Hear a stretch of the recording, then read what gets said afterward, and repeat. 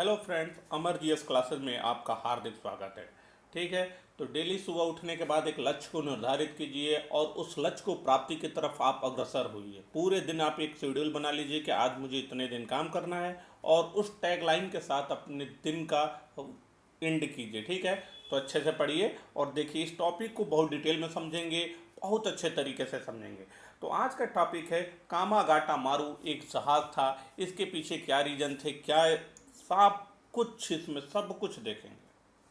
अब देखो, कामागाटागारू स्पेशली अगर देखा जाए तो कनाडा की गवर्नमेंट ने क्या किया था, कनाडा का गवर्नमेंट ने 1908 से ही 1908 से ही भारतीयों का कनाडा में प्रवेश बंद कर दिया था। भारतीयों का 1908 में कनाडा में प्रवेश बंद कर दिया था, लेकिन 1913 में, नवंबर 1913 में कनाडा सुप्रीम कोर्ट का एक ऑर्डर आता है और इसमें कहा जाता है कि 35 भारतीय, 35 इंडियन ये यहाँ पे यात्रा कर सकते हैं।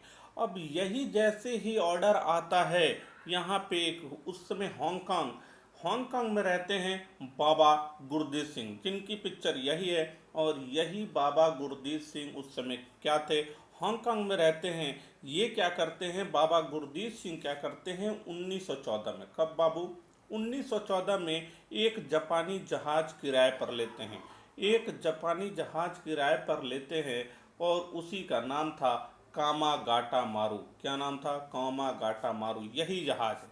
ठीक है, अब क्या होता है, ये 1914 में ये जहाज किराए पर लेते हैं बाबा गुरदीप सिंह और ये सोचते हैं कि चला जाए, और इनको जाना रहता है कनाडा। कहाँ जाना रहता है इनको, जाना रहता है कनाडा में, और कनाडा के वैंकूवर द्वीप पर जाना चाहते हैं। होता क्या है कि मार्च में होता क्या है कि मार्च में ये जाने वाले थे, लेकिन मार्च में क्या होता है कि इनको अवैध टिकट बेचने के जुर्म में गिरफ्तार कर लिया जाता है और इनको जेल में बंद कर दिया जाता है। उसके बाद क्या होता है, अवैध टिकट बेचने में इनको बंद कर दिया जाता है और यहाँ पे क्या होता है, इन्हें बंद कर दिया जाता है। तो फिर अप्रैल में इनको फिर परमिशन मिलता है कि आप कनाडा जा सकते हैं। अप्रैल में ये क्या करते हैं, अपनी कामागाटागारू जहाज को लेकर 376 यात्रियों के साथ लेके निकलते हैं। कितने, 376 यात्रियों को लेके निकलते हैं अपने साथ में। होता क्या है कि ये जाते हैं और यात्रियों के साथ, ये देखिए ये जहाज थी और ये जहाज रहती है, इन जहाज के साथ कामागाटागारू लोगों के साथ मिल के निकलते हैं। कौन, बाबा गुरदीप सिंह 1914 में। तो ध्यान रखना, कामागाटागारू एक जापानी जहाज थी जिसको किराए पर लेते हैं बाबा गुरदीप सिंह और 376 यात्रियों को लेकर निकलते हैं।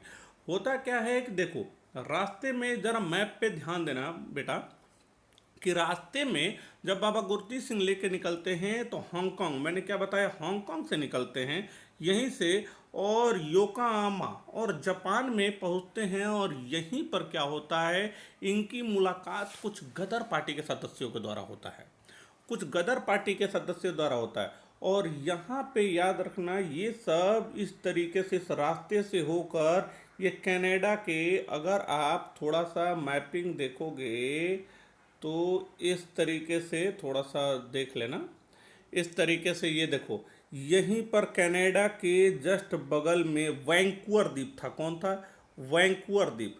वैंकूवर द्वीप पर जा रही थी ये जहाज। बीच में योकोयामा नाम जगह पे इनको कुछ लोग मिलते हैं और यहीं पे क्या होता है, कुछ गदर पार्टी के सदस्य मिलते हैं और यहाँ पे ये होता है कि हम कनाडा किसी भी हालत में जाएंगे, अगर हमें फिर रोका जाएगा तो विरोध होगा। क्योंकि इससे पहले ऑर्डर क्या आया था, 35 यात्रियों के लिए। जा कितने रहे थे आपको पता है, मैंने बता दिया। अब यहाँ पे क्या होता है, वैंकूवर द्वीप की तरफ निकलते हैं और यहाँ पे ये सब कुछ इनके सदस्य भी, इनके साथ ये होता है कि इनके साथ कुछ मिल जाते हैं और ये अपनी नाव के साथ, जहाज के साथ, ये सब जितने सदस्य हैं मिलकर जाते हैं। लेकिन वहाँ पे गवर्नमेंट क्या करती है, देखिए वहाँ के कनाडा के पेपर में क्या होता है बेटा, ये सब न्यूज़ छपता है, आप देख सकते हैं, इस न्यूज़ को देख सकते हैं, ये कनाडा का पेपर है और वहाँ से इस न्यूज़ को, तो वीडियो अच्छा लगे तो लाइक शेयर सब्सक्राइब जरूर कीजिएगा, बहुत मेहनत लगती है इस वीडियो को बनाने में।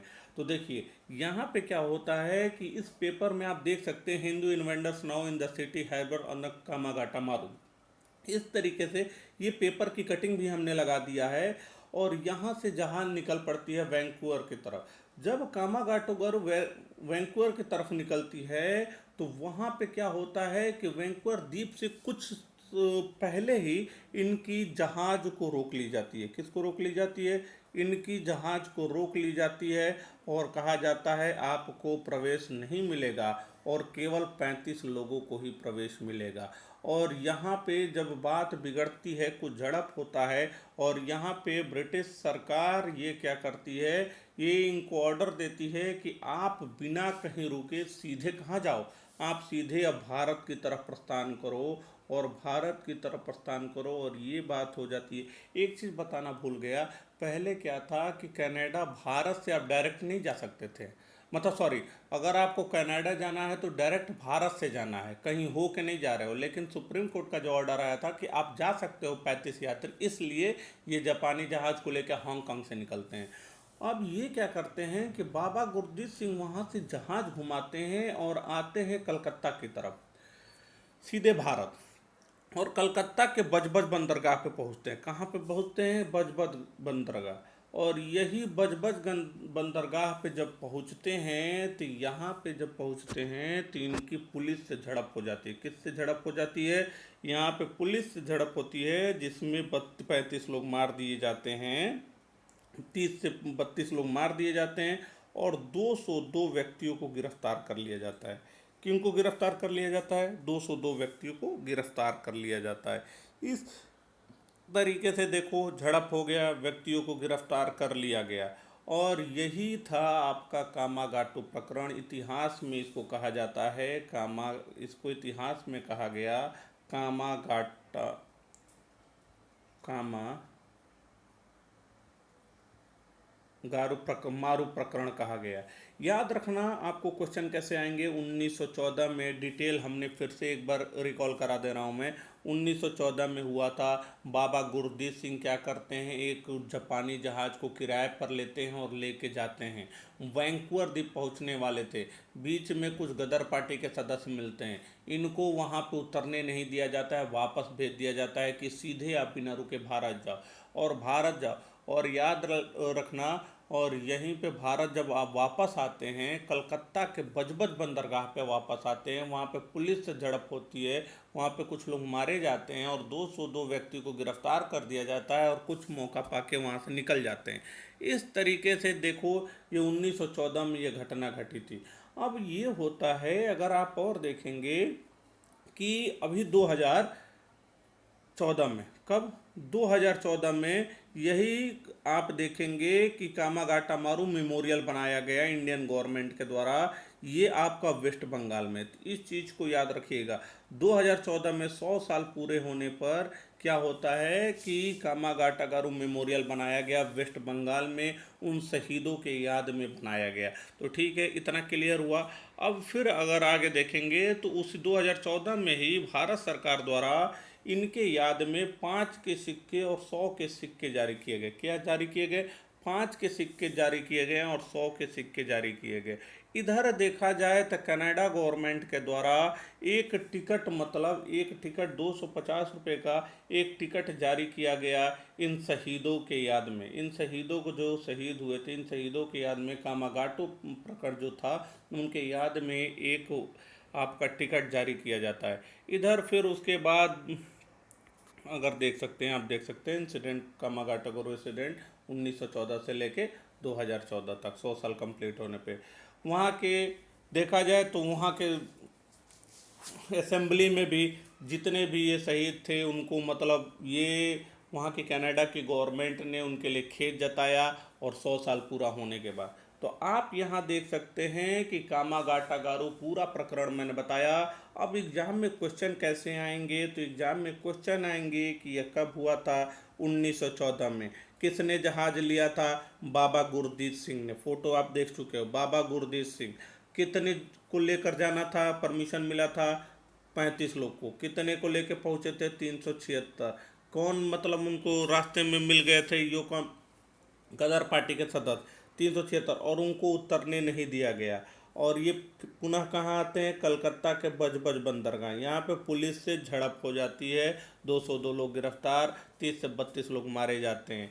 तो ये था आपका पूरा कामागाटा मारू का प्रकरण, जो जापानी जहाज थी। आई होप सो कि आपको बिल्कुल समझ में आया होगा। एक चीज़ और, जो भी टॉपिक आप पढ़िए उस टॉपिक को अच्छे से पढ़िए और अपने लैंग्वेज में लिखने का प्रयास कीजिए। अगर आप यूपीएससी की तैयारी कर रहे हो, पीसीएस की तैयारी कर रहे हो, आरओ की, तो आप क्या कर, जो एग्जामिनर होता है मेंस देने का, मुझे भी अपना एक अनुभव में शेयर आपसे करना चाहूँगा कि जो भी एग्जामिनर होता है वो आपको बुकिश लैंग्वेज चेक ना करके आपको अपने लैंग्वेज को देखता है कि आप एग्जाम, जो स्टूडेंट है वो किस लैंग्वेज में लिख रहा है।